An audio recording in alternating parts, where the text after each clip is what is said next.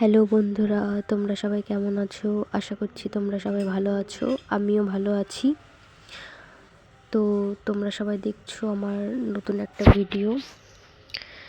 এতদিন শরীরটা ভালো ছিল না বলে ভিডিও আপলোড করতে পারিনি। তো মাঝখানে চাউমিন বানিয়েছিলাম একদিন বাড়ির কিছু সহজ উপকরণ দিয়ে।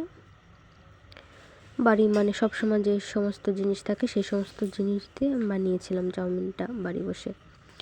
তো আমি কি দিয়েছিলাম হলো পাতাকপি, ফুলকপি, পেঁয়াজ, রসুন, কাঁচা লঙ্কা, আর মশলায় দিয়েছিলাম হলো যে সয়া সস, ম্যাগি মশলা আর একটু গোলমরিচের গুঁড়ো, তাই দিয়ে বানিয়েছিলাম। তোমরাও বাড়ি বসে এইভাবে বানিয়ে খেতে পারো, খুব সুন্দর হয়েছিল, খুব ভালো হয়েছিল।